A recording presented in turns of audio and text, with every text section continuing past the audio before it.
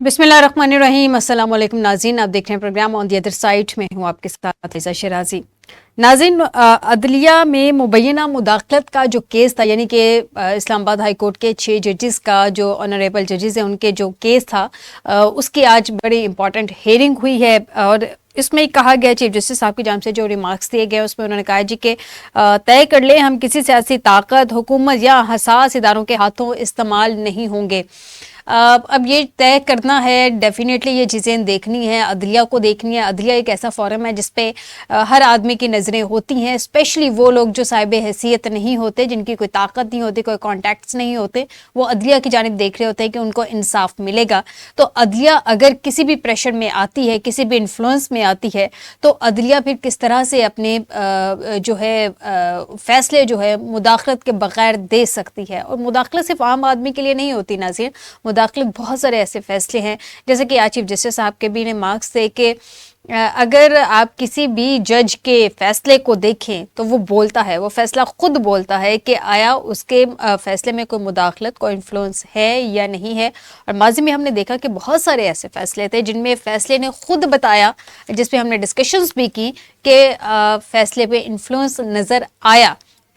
खैर नाज़रीन, ये सारे मामलात हैं, इस पे प्रोग्राम के पहले हिस्से में बात करेंगे। प्रोग्राम के दूसरे हिस्से में नाज़रीन हम बात करेंगे कि आज हमने देखा कि chairman PTI barrister Gohar Ali Khan ने चूंकि पब्लिक अकाउंट्स कमेटी के चेयरमैन के हवाले से जो था वो बहुत ज़्यादा शकूक व शुबहात थे कि किसको उसका जो है वो सरबराह मुकर्रर किया जाएगा, किसके हवाले से किसका नाम सामने आएगा। अपोजिशन में से 2 नाम सामने आ रहे थे, लेकिन आज हमने देखा है कि बैरिस्टर गौहर ने ऐलान किया कि पब्लिक अकाउंट कमेटी के लिए शेर अफजल मरवत का नाम फाइनल हो गया है। ये नाम तो फाइनल हो गया है, लेकिन कुछ इतलात इस तरह की भी हैं, क्योंकि ये सिर्फ सवाबदीद अपोजिशन की नहीं होती है, हुकूमत से भी मुशावरत इसमें ज़रूरी होती है। तो हुकूमत की जानिब से रेजिस्टेंस आ रही है इस नाम के लिए, शेर अफजल मरवत के नाम के लिए। इस पे भी डिस्कशन करेंगे।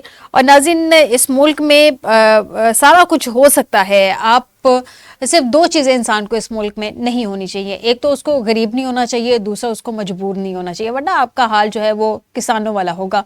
और अगर आपके कॉन्टैक्ट्स अच्छे हैं, आपके रिलेशनशिप्स अच्छे हैं, जिनके साथ आपके रिलेशंस हैं वो लोग तगड़े हैं, तो फिर आपका जो है मुस्तकबिल शानदार हो सकता है। ऐसी सीटें भी क्रिएट की जा सकती है जो कि एग्जिस्ट ही नहीं करती हैं, जैसे कि इसहाक डार साहब, उनको जो सीट दे दी गई है। अब यहाँ पे थोड़ी सी कन्फ्यूजन आ गई है, यहाँ पे थोड़ी सी कन्फ्यूजन आ गई है कि आया एक्चुअल में फिर वज़ीर आज़म कौन होंगे। आया क्योंकि शहबाज शरीफ साहब के बारे में इस तरह की बातें गर्दिश कर रही हैं कि हो सकता है कि उनका ओहदा जो है वो थोड़ा सा छोटा हो गया, और डार साहब का जो ओहदा बेनाम ओहदा है, मतलब एक ऐसा ओहदा जिसका सिर्फ नाम ही है, माजिद साहब बेनाम कह दिया, एक ऐसा ओहदा जिसका सिर्फ नाम ही है, एक्चुअल में इख्तियारात नहीं है, वो बाजी ले जाएगा, वो सबकत ले जाएगा। इस पर भी बात करेंगे प्रोग्राम के दूसरे हिस्से में। नाज़रीन, इस वक्त हमें ज्वाइन किया है आरिफ चौधरी साहब है, साबिक सदर इस्लामाबाद हाई कोर्ट बार। बहुत शुक्रिया आरिफ चौधरी साहब हमें ज्वाइन करने के लिए। अस्सलाम वालेकुम आरिफ साहब।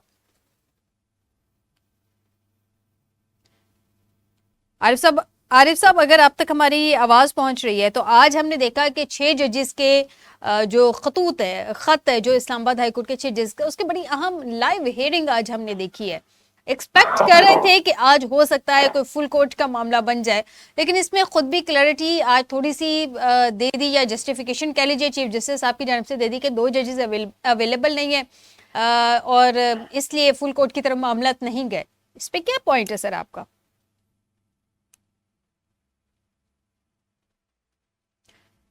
आरिफ चौधरी साहब, अब तक आवाज पहुंच रही है?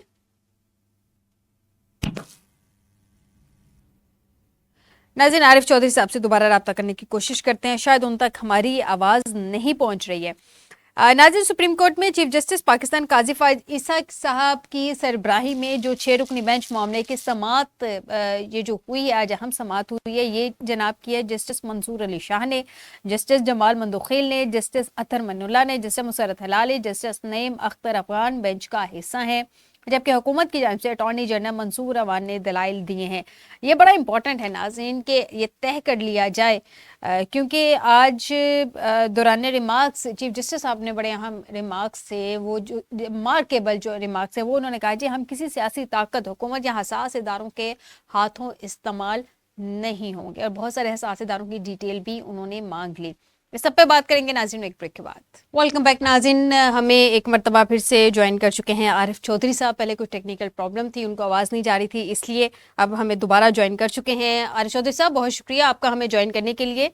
सर, 6 जजेस के मामले पे आज हमने देखा कि ये जो 184(3) के तहत ये जो टेकअप किया हुआ है सुप्रीम कोर्ट ने, उसके बड़ी अहम हेयरिंग हुई, बड़े अहम रिमार्क्स थे।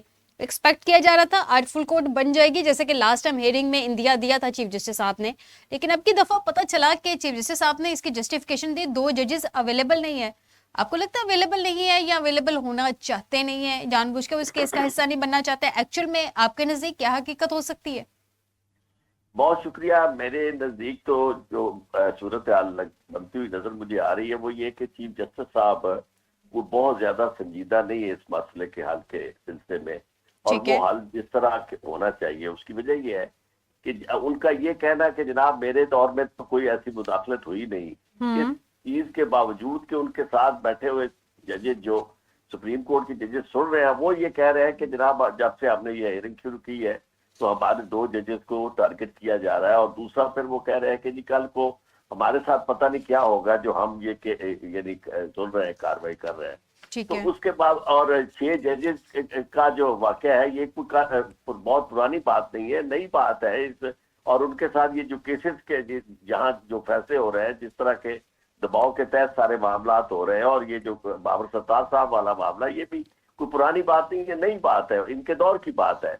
इस सारे मामले में उनका रवैया बिल्कुल वही नजर आ रहा है जो जब से वो चीफ जस्टिस बने हैं, तो वो एक वन साइडेड उनका तरीकेकार है, और उसमें मुझे बिल्कुल यानी वो जो लोगों की बातें हैं या इल्जाम की हद तक की बातें हैं, लेकिन अब अमली तौर पर वो उसी तरह नजर आ रही है कि वो एजेंसी के मामले में उनका रवैया कोई ऐसा नहीं है।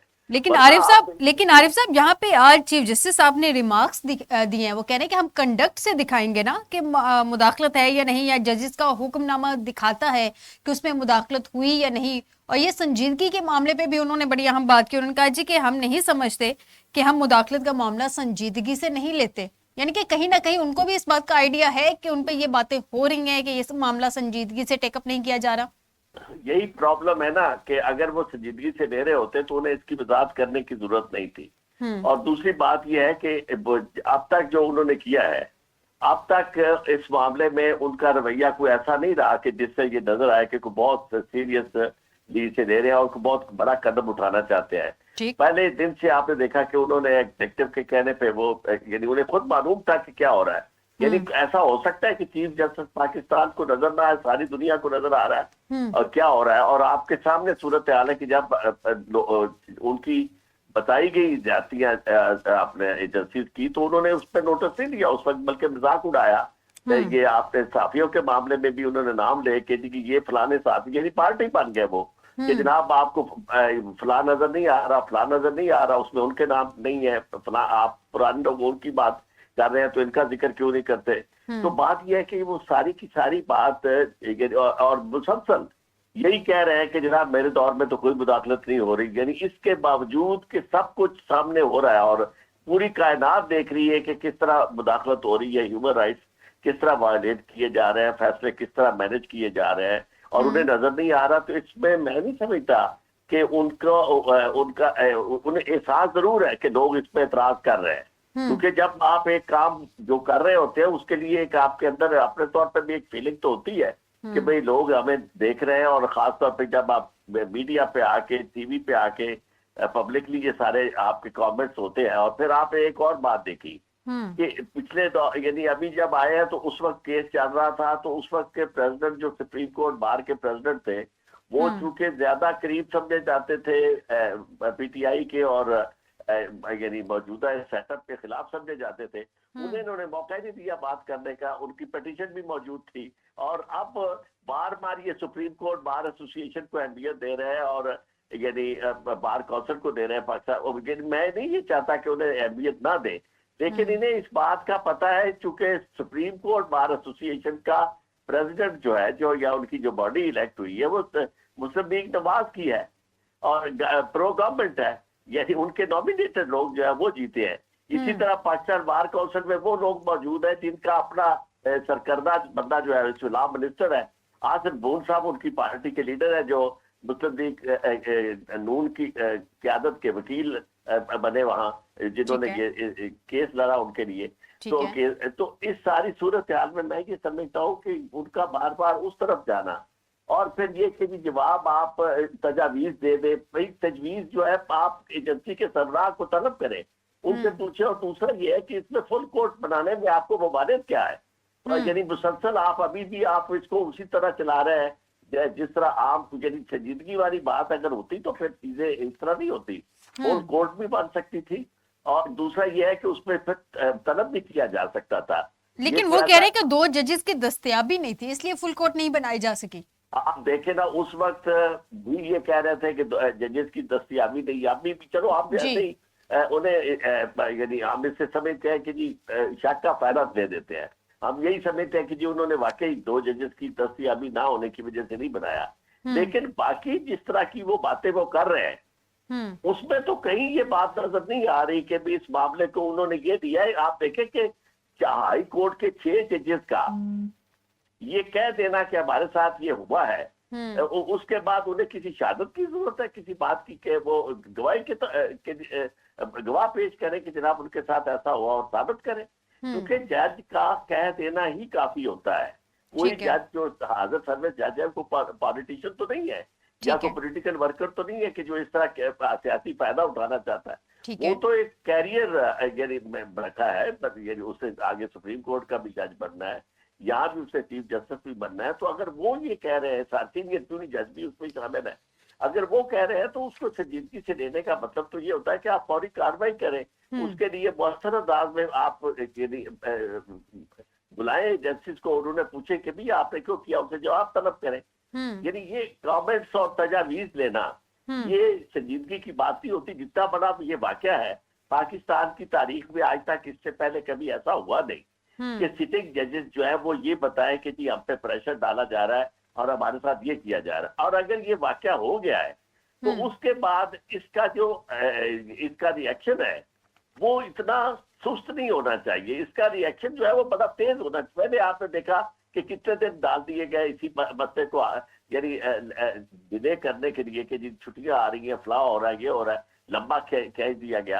अब फिर जनाब ये कि फुल कोर्ट आज भी नहीं बनी। और दूसरा, सब चीजों को भूल जाए, जो कंडक्ट है, जिस अंदाज से कार्रवाई की जा रही है, कुछ बात को नजरअंदाज कर दिया गया कि साथ बैठे हुए जजेस क्या कह रहे हैं।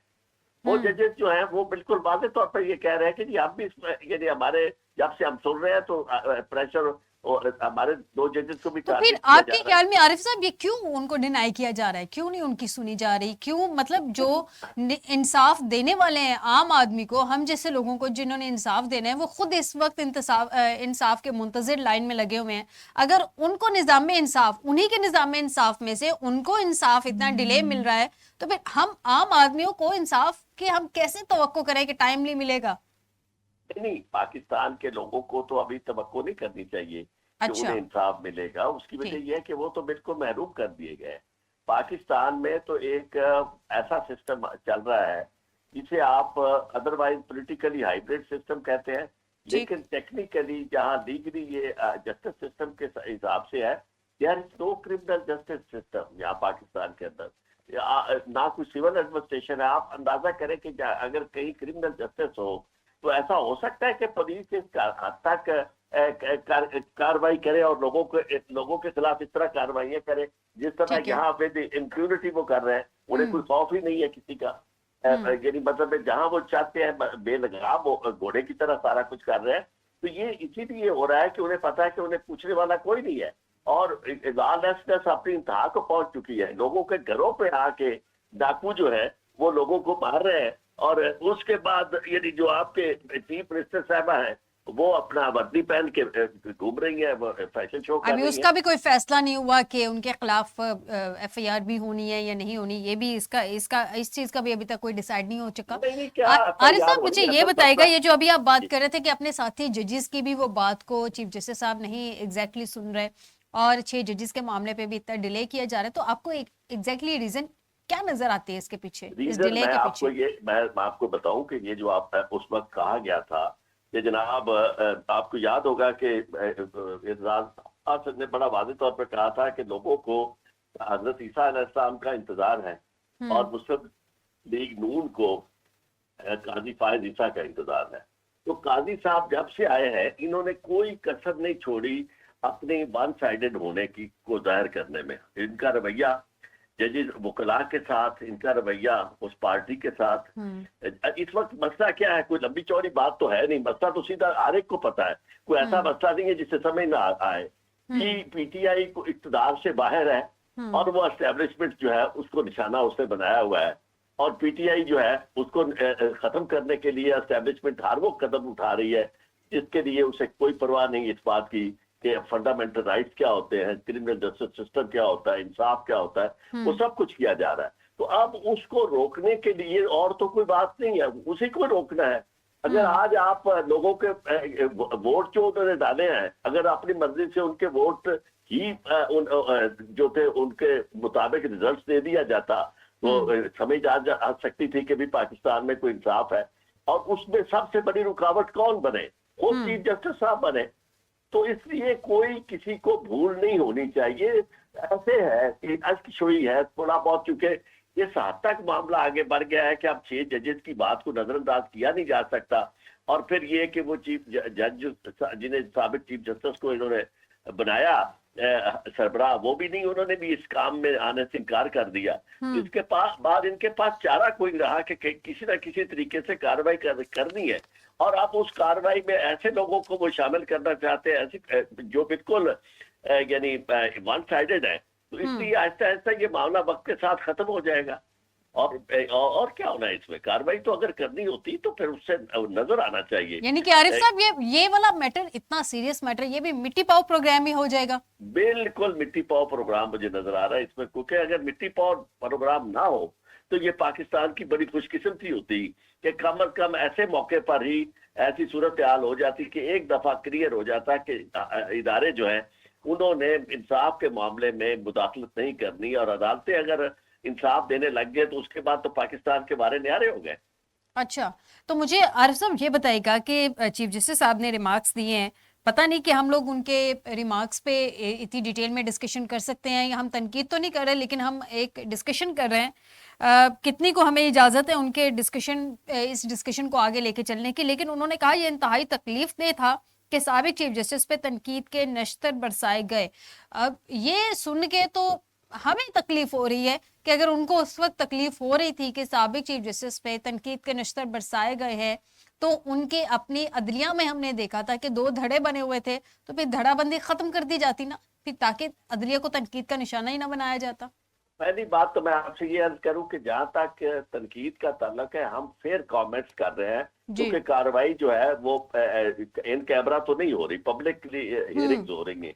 और हियरिंग्स पे कमेंट्स भी आ रहे हैं, जो कमेंट्स होते हैं वो सारे के सारे पब्लिक की अमानत होते हैं, और पब्लिक को राय आमा को हक हासिल है कि उसके बारे में जो उनकी फीलिंग्स है वो अपने तौर पर एक्सप्रेस कर सके। तो दूसरी बात जहाँ तक मुझे खुद एहसास है, अदलिया और आप लोगों को भी एहसास है, हमको खुदा न खास्ता ऐसी कोई बात नहीं कर रहे जिससे अदलिया का वकार बतौर हैसियत मजमूई नीचे आता हो। हम तो अदलिया के वकार के लिए बात कर रहे हैं। एग्जैक्टली हम प्रॉब्लम सॉर्ट आउट करने की कोशिश करेंगे, प्रॉब्लम एक्चुअल क्या है उसको समझने की कोशिश कर रहे हैं, को सॉर्ट आउट करने के लिए तजावीज भी मांग रहे हैं, लोगों से पूछ भी रहे हैं और क्या जी इन कमेंट्स को आप क्या समझते हैं, इस कार्रवाई को आप क्या समझते हैं, कि चूंकि हल निकालना है ना। तो कोई एक शख्स कह सकता है कि हल निकलता हुआ मुझे नजर आ रहा है, कोई कहेगा कि हल निकलता हुआ नजर नहीं, तो ये इसमें किसी तरह की कोई ऐसी परेशानी। आरिफ साहब, जो मेरा दूसरा पॉइंट था जरा उसको भी क्लियर करिएगा। चीफ जस्टिस साहब ने कहा कि इंतहाई तकलीफ दे था कि साबिक चीफ जस्टिस पे तनकीद के निश्तर बरसाए गए। हमने देखा कि जब पिछला टेन्योर था बंदियाल साहब का, उस वक्त 2 धड़ों में हमारी अदलिया तकसीम थी, तो फिर धड़ाबंदी खत्म कर दी जाती ताकि तनकीद के निश्तर ही न बरसाए जाते। तनकीद के निश्तर किसने बरसाए? बाहर से तो नहीं बरसाए गए, सबसे पहले तो अंदर से बरसाए गए। और उसके बाद यानी जिस वक्त वो उस पार्लियामेंट में बैठ के वो चीफ जस्टिस साहब के अहकामात की तौहीन कर रहे थे और उनकी जात की तजलील कर रहे थे, उनके साथ बैठे हुए साथी जजेस की तौहीन कर रहे थे, उस वक्त काजी फायज ईसा साहब पार्लियामेंट के अंदर जाके आसफ अली जरदारी के साथ बैठे थे, साथ वाली कुर्सी पे बैठे थे, और वो लाउड एंड क्लियर मैसेज मिल रहा था कि जनाब अदलिया जो है वो 2 हिस्सों में तकसीम हो चुकी है, इसलिए हमें कोई मसला नहीं है। और अगर ये आज जो फरमा रहे हैं, यही ताकत अगर उस वक्त कि चीफ जस्टिस को उमर साहब बंदयाल को मिल जाती, इनकी सपोर्ट मिल जाती, तो आज पाकिस्तान का नक्शा ही और होता। इलेक्शन हो चुके होते, यानी इलेक्शन उस वक्त हो चुके होते, टाइमली हो गए होते, टाइमली इलेक्शन हो जाते और सारी चीजें सॉर्ट आउट हो जाती, किसी को ये दिन देखना नसीब ही ना होता। बात यह है कि ये सारी चीजें खुद मैनेज की गई, सारा कुछ किया गया और इस हद तक किया गया। अभी फिर ये है कि ये एजेंसियों को ज्यादा आगे आने का मौका किसने दिया? काजी साहब अगर उस वक्त ये जो मौका ना देते इनको, इलेक्शन कमीशन को, उनकी बात को ना मानते, यानी उस वक्त वो जो फैसला था वो कायम रहता कि जी आप हाई कोर्ट जो है उसके लोगों को, हाई कोर्ट जजेस को दे देती, आपके बना देती थी इलेक्शन कंडक्ट करने के लिए आरओज वगैरह, और उसके बाद आप यानी उनके निशान ना छीनते, तो बात ही कोई नहीं थी। सारे काम तो खुद काजी साहब के हाथों हुए हैं इनके। जब आपने निशान छीन लिया, जब आपने रास्ता उनके लिए न रहने दिया, तो उसके बाद तो फिर यही था कि एजेंसियों को ही मौका मिला कि उन्होंने कहा कि भी आप करो सारा काम। एजेंसियों के हवाले से आरिफ साहब जहाँ पे बात हो रही है, जहाँ पे आपने कहा कि एजेंसियों के सरबराहान को बुलाया जाए, उनसे पूछा जाए कि ये जो शिकायत आ रही हैं इनका तदारुक करें, क्यों इस तरह से हुआ, लेकिन आज हमने देखा कि ये सारा कुछ करने की बजाय समाअत के दौरान जस्टिस नईम अख्तर अफगान ने कहा कि मुल्क में 3 एजेंसियां हैं, ये किस कानून के तहत काम करती हैं, IB, ISI और MI किस कानून के तहत बनी है, आइंदा समाअत पे तीनों एजेंसियों के कानून बताए जाए। मतलब वो अभी कानून की हद तक है कि इनके कानून बताए जाएं कि ये कानून के दायरे में जो इनके रूल्स हैं उसके अंडर रह के काम कर रही हैं, नहीं कर रही। डायरेक्टली जो पॉइंट है उस पे आके उसको एड्रेस क्यों नहीं किया जा रहा? बिल्कुल, हर एक को पता है कि एजेंसियों का असल रोल क्या है। किसी एजेंसी का कोई ताल्लुक इस बात से नहीं है कि पाकिस्तान में इलेक्शन करवाने में उनका कोई रोल हो या सियासत में किसी तरह का कोई रोल हो, ये तो तयशुदा बात है। तो उसके बाद यही आप बिल्कुल दुरुस्त आपने निशानदेही की है कि जब आपने जिस मसले की कहते जिस मसले ਨੂੰ हल नहीं करना की पुछदे हो ओदा हल, बच्चू नाम जहूर तेरा पल्ले बन ले मेरी गल, रज नेकी दा दादा ही ते भुख चोरा दी नानी है। असल में जहां ताकत जो है वो है सारा कुछ कर रही, सबको नजर आ रहा है। आपको एक वाकया मैं बताता हूँ, जो न्यूयॉर्क में जॉन गोटी का केस चल रहा था, 80s की बात है, तो वहां ज्यूरी जो थी उसके मेंबर कह रहे थे कि जी हमें तो पता नहीं चल रहा कि ये क्या कह रहा है, टेप हमें सुनाई नहीं दे रही, हालांकि टेप में ये वाज़ेह तौर पर जॉन गोटी की आवाज थी किल हिम, और एक जो ज्यूरर था उसने कहा जी मुझे आवाज सुनाई दे रही है। अगले दिन वो ज्यूरर जो था ज्यूरी में भी नहीं था और इस दुनिया में भी नहीं था। तो ताकत जो है वो इतनी ज्यादा उसका अपना रोल है कि जिसके मुकाबले में बाकी सारी चीजें बड़ी हेच होती है। इस वक्त भी जो सूरत हाल है कि मैं समझता हूँ कि जब बिल्कुल ही आखिरी हद हो गई है, तो उस वक्त वो जजेस बोले हैं कि जनाब हमें तो काम नहीं किया है। तो डायरेक्टली पॉइंट को एक आखिरी सवाल आपसे आरिफ साहब, चीफ जस्टिस साहब ने फैजाबाद धरने का जिक्र किया कि जो उन्होंने उस वक्त जजमेंट दी थी, अगर उस पर अमल दरामद हो जाता तो आज ये सारे मामलात ना होते। जो चीफ जस्टिस साहब ने फैजाबाद धरने का, जब से वो चीफ जस्टिस बने हैं तब से बार बार वो कभी डायरेक्टली और कभी इशारे किनायों से, कभी इसी तरह से किसी न किसी हेयरिंग में वो जिक्र करते हैं फैजाबाद धरने का, और अपने उस पर रिपोर्ट भी उन्होंने मांगी, उन्होंने डिटेल भी पूछी कि इस पर कितना अमल दरामद हुआ, कितना नहीं हुआ। तो एग्जीक्यूटिव इस जानिब आने की बजाय, इस चीज पे असर लेने की बजाय, इस पे अमल दरामद या कोई कानून साजी करने की कोशिश क्यों नहीं कर रहे आरिफ साहब?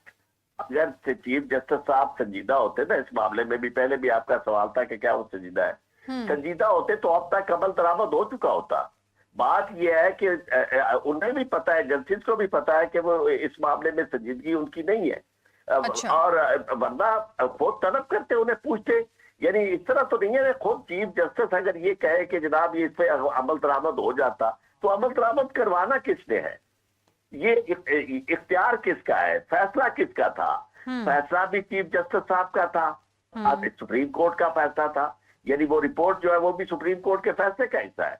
तो ठीक है। आज अगर आप उस पर अमल दरामद कराना है तो चीफ जस्टिस से करवाना है, जो कि इस वक्त सारे इख्तियारात के मालिक हैं, जो ठीक। ये करवा सकते हैं। तो इसलिए ये सारी बातें मैं क्यों आपसे मायूसी का इजहार कर रहा हूँ, इसलिए कि मुझे इसका अंजाम नजर आता है। वो कहते हैं कि सही का अंजाम पहले ही से आता था नजर, ठीक हाथ है। साहिल ही पे बेड़े से उठा बैठे थे हम। हमें यानी पहले ही अंदाजा हो रहा है कि ये काम सारे का जी। सारा जो है ठीक। इसी तरह चलेगा, गुफ्तगू होगी इस पे, यानी ये सुना जी। जाएगा ठीक और ठीक। खबरें आएंगी, लेकिन अमली तौर पर कुछ चीज नजर नहीं आ रही। अमली तौर पर चीज़ बहुत शुक्रिया आरिफ चौधरी साहब, साबिक सदर इस्लामाबाद हाई कोर्ट बार, आपने हमें ज्वाइन किया। और नाज़रीन, अगर हम देखें तो हमारे कुछ लॉ एक्सपर्ट डिसअपॉइंट हैं कि इनको अमली तौर पे कोई चीज़ नज़र नहीं आ रही। मिट्टी पाव प्रोग्राम हो जाएगा इस सब पे भी, और जजेस की जो अपील है वो शायद इसी तरह से कहीं हंगामी सूरत हाल में दब जाएगी कि ठीक है, उस पर हेयरिंग्स होती रहेंगी और इसी तरह से रिपोर्ट्स तलब होती रहेंगी। नाज़रीन, एक ब्रेक लेते हैं, ब्रेक के बाद बात करेंगे कि जो मुल्क की सूरत हाल है जिसमें कुछ तनकीद का निशाना बनाया जा रहा है, कुछ उसमें मुज़ाकरात की बातें भी चल रही हैं जो कि डिनाइल भी आ रहे हैं, लेकिन साथ साथ बैकेंड पे बातें चल रही हैं कि मुज़ाकरात के लिए टीमें भी तश्कील दे दी गई हैं। राना सनाउल्लाह साहब फ्रंट फुट पे आके बार बार कह रहे हैं मैं मुज़ाकरात करने के लिए तैयार हूँ तहरीक इंसाफ के साथ।